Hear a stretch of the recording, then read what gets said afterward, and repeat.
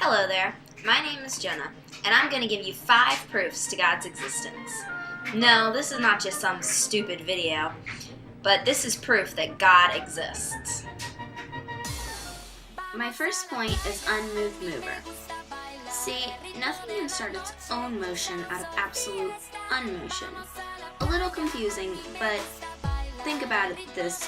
One thing is moved by another, and then by another, and so on. But this can't go on into infinity because there had to be one source starting it in the first place, which is God. Now I'm going to show you a video on this topic. The first proof of God's existence is observed through motion. In this world, we see that whatever moves has been moved by something else. When you see a rolling ball or a rock that has fallen off a cliff, you know that something caused the movement of these items. The ball did not move itself. The rock did not decide to fall off the cliff. The world we live in is moving, and Aquinas argues that this movement begins with God. He is the first mover. My second point is, look at it this way. Who started the solar system? Well, not the Big Bang Theory, because that's bogus. God started the movement of the solar system, which makes God the starter of everything. And now I'm going to tell you about my next point, which is uncaused cause. See, nothing can cause itself to exist because you'd have to exist already to cause yourself, which is impossible. So now I'm going to show you a video explaining this. It can be proven that nothing can happen without a cause. The beginning of this earth must have had a cause in order to exist. Even if you believe in evolution, the Big Bang Theory, it is necessary to admit a first cause. The first cause must be given the name God.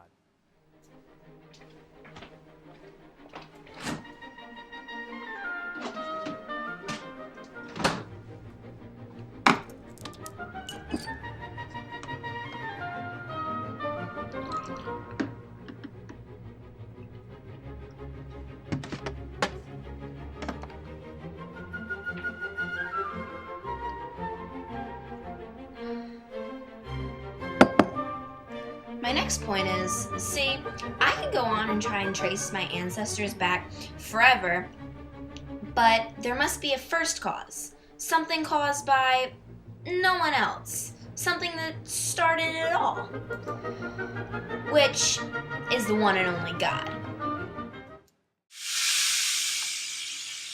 On to my third point, necessary versus possible. If all things were nearly possible, then nothing would have ever begun to exist in the first place. So we're the beginning to know that nothing can cause itself to exist. So there must have been something necessary that caused to bring possible things into being, which is God.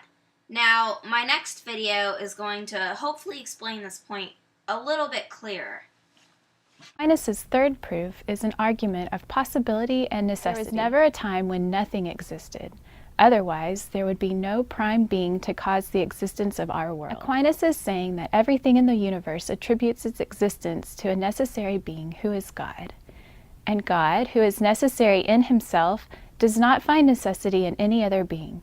God has always existed, and our world finds necessity in his existence.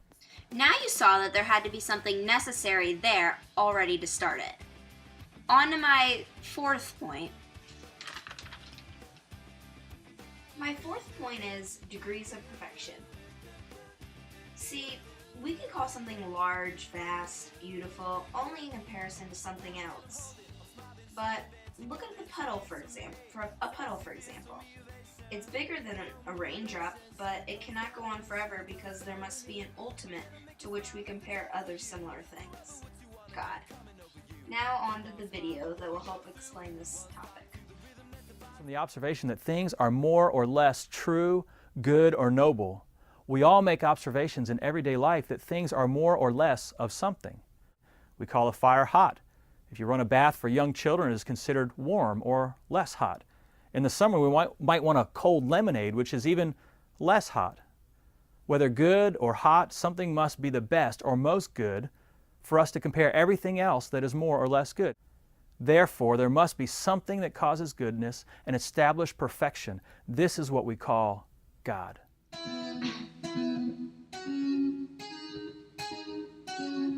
I hope that video helped you understand the degrees of perfection a little bit more.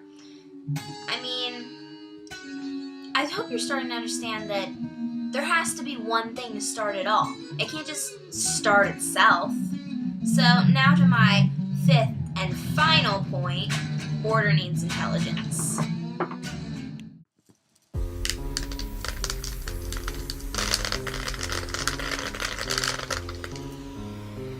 My final point, order needs intelligence.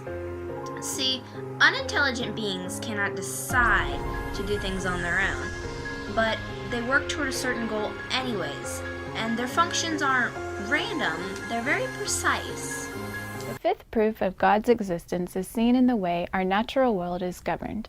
We see things that lack intelligence, such as a tree or the sun or moon, act in purposeful ways. Aquinas argues that whatever lacks awareness cannot achieve a goal unless directed by something with awareness or intelligence.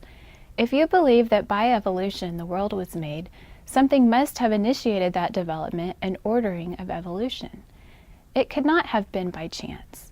When we see a computer, we know that a designer created that computer. In the same way, when we see the intricate, orderly world that we live in, we know there must be a designer. Aquinas says this designer is God, who directs all things to their purposes. Now with the video, you see that there must be intelligence behind ability to do things, meaning that there must be one ultimate intelligence, that is the source of all order, God. So we've talked about uncaused cause, unmoved mover, order needs intelligence, degrees of perfection, and necessary versus possible. Thanks for watching, and I hope this video helped you.